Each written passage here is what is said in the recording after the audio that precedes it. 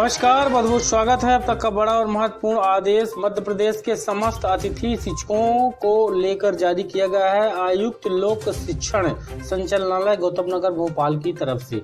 इस आदेश में मौजूदा शैक्षणिक सत्र पर प्रदेश भर के समस्त शासकीय विद्यालयों पर अतिथि शिक्षकों की नियुक्ति करने के लिए यह आदेश जारी किया गया है। और खुशखबरी यह है अतिथि शिक्षकों के लिए कि जिन अतिथि शिक्षक भाई और बहनों ने पिछले शैक्षणिक सत्र पर काम किया था संबंधित मध्य प्रदेश के शासकीय विद्यालयों पर, तो उनकी ही नियुक्ति इस आदेश के तहत शासकीय विद्यालयों पर होनी है पहले चरण में।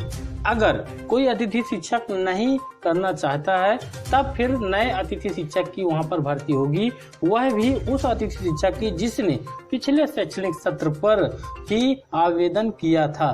तो वीडियो को पूरा देखें, लाइक करें और ज्यादा से ज्यादा इस वीडियो को शेयर करें। सभी अतिथि शिक्षक जो काम कर रहे थे उनके लिए खुशखबरी है, वह जल्दी से ज्वाइनिंग ले लें मौजूदा शैक्षणिक सत्र 2020-21 के लिए। तो चलिए कंप्लीट इंफॉर्मेशन हम इस वीडियो में देखते हैं।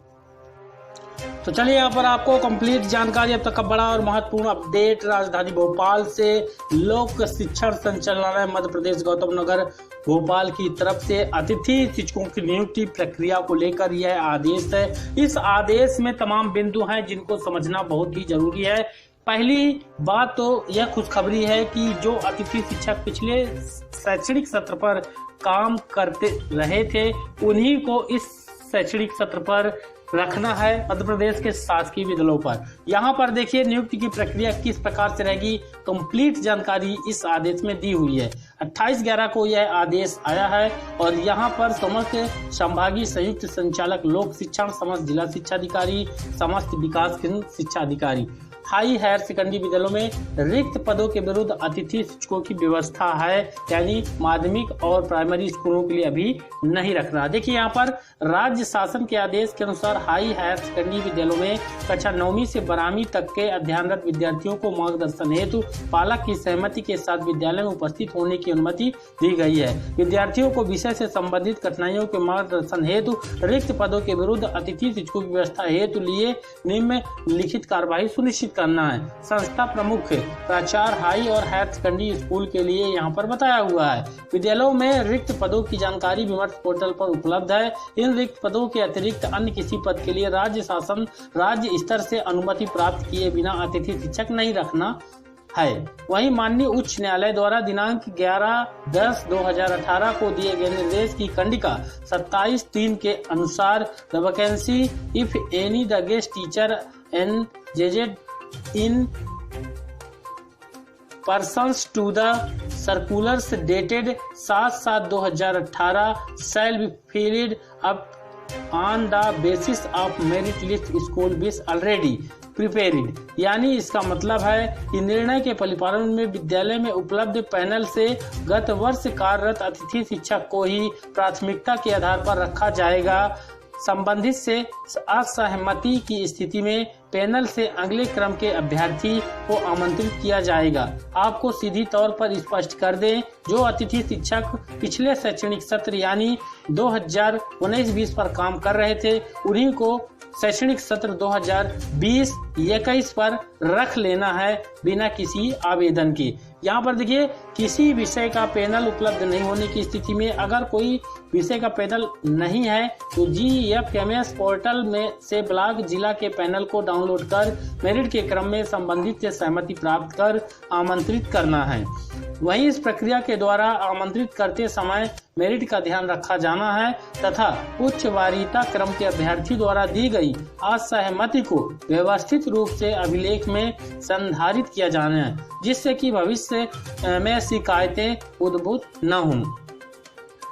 वहीं अगला बिंदु है अतिथि शिक्षकों को आमंत्रित करने के पूर्व यह सुनिश्चित करें कि आवेदक का पंजीयन सत्यापित है। संस्था प्रमुख संलग्न प्रक्रिया के अनुसार आवेदक का स्कोर कार्ड डाउनलोड कर अभिलेख में संधारित करेंगे। तो यहाँ पर जो स्कोर कार्ड है वह संस्था प्रमुख यानी संबंधित प्राचार्य का जो हेड मास्टर हैं या तो फिर प्राचार्य हैं जो संस्था प्रमुख हैं उनके द्वारा खुद डाउनलोड करना है GFMS पोर्टल से जो अतिथि शिक्षक है उनका, और उसको रिकॉर्ड में लगाना है।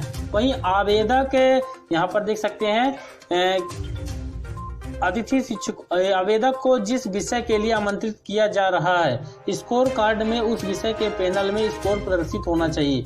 वहीं संचालनालय के पत्र क्रमांक 2013 दिनांक 4/7/2019 की कंडिका 3.1.2 के अनुसार गत सत्र के 30% से कम परीक्षा परिणाम वाले आवेदक को आमंत्रित नहीं किया जाएगा। तो बहुत ही महत्वपूर्ण बिंदु दिया है कि पिछले शैक्षणिक सत्र पर जो अतिथि शिक्षक काम कर रहे थे, अगर उनके विषय में 30% से कम परीक्षा परिणाम आया है, केवल पार्टिकुलर उनके विषय की बात हो रही है। मान लीजिए कोई वर्ग 1 का अतिथि शिक्षक है और हिंदी विषय पढ़ाता है और उसमें रिजल्ट का जो पास होने का प्रतिशत रहा उसके विषय में छात्रों का उस संबंधित क्लास पर 30% से कम है, तो अगर 30 है तब तो ठीक है, लेकिन 30 से कम है तब यहाँ पर आमंत्रित नहीं करना है, यानी नियुक्ति नहीं करना है। वहीं संस्था द्वारा आमंत्रित किए गए अतिथि शिक्षकों की ऑनलाइन ज्वाइनिंग की जाएगी। किसी भी स्थिति में ऑफलाइन रूप से अतिथि शिक्षक नहीं रखा जाएगा। वहीं संस्था प्रमुख द्वारा उपस्थित दिवस की जानकारी प्रत्येक माह की 5 तारीख तक पोर्टल में दर्ज की जाए। यहाँ पर देख सकते हैं 5 तारीख तक पोर्टल में दर्ज की जाए। तदुपरांत पोर्टल जनरेटेड मानदेय देयक को 7 तारीख तक विकास खंड शिक्षा अधिकारी यानी BO को आहरण हेतु भेजे जावे। हर माह के लिए यहाँ पर यह बहुत अच्छी चीज है अतिथि शिक्षकों के लिए, क्योंकि ज्यादातर उनकी समस्या नियुक्ति के बाद वेतन को लेकर रहती है, जो कि 3 महीने 4 महीने 5 महीने के बाद भी उनको वेतन नहीं मिल पाता। तो इस बार नियुक्ति के समय ही यहाँ पर देख सकते हैं हर महीने की 5 तारीख को उनकी उपस्थिति संबंधित अतिथि शिक्षक की उपस्थिति पोर्टल पर फीड हो जानी चाहिए। उसके बाद जो है तो यहाँ पर 7 तारीख तक BO यानी विकास खंड शिक्षा अधिकारी द्वारा उसको पैसे को निकालने संबंधी मंजूरी मिल जाना चाहिए। वहीं देखिए विकास खंड शिक्षा अधिकारी यानी BO अतिथि मानदेय की बजट व्यवस्था नॉन ग्लोबल है। अब बिंदु क्रमांक 1.8 के अनुसार विद्यालयों से प्राप्त अतिथि शिक्षा के मानदेय देयक को प्रतिमाह 10 तारीख तक कोषालय को प्रेषित करना, यानी हर माह की 10 तारीख तक इसको भेज देना है। यहाँ से वेतन आपके अकाउंट पर जाना है। वहीं संस्था प्रमुख द्वारा किए जाने वाली गतिविधियां, सबसे महत्वपूर्ण बिंदु रहेगा कि विद्यालय में पूर्व से उपलब्ध पैनल से विगत वर्ष कार्यरत अतिथि शिक्षक को आमंत्रित करना है। अंतिम तिथि 4/12/2020 तक वह ज्वाइनिंग हो जानी चाहिए जिन्होंने अतिथि शिक्षक के रूप में काम किया है। वहीं गत वर्ष कार्यरत अतिथि शिक्षक से असहमति की स्थिति अथवा विषय का पैनल उपलब्ध नहीं होने की स्थिति में GFMS पोर्टल से ब्लॉक जिले के पैनल को डाउनलोड कर मेरिट के क्रम में संबंधित से सहमति प्राप्त कर आमंत्रित करना है।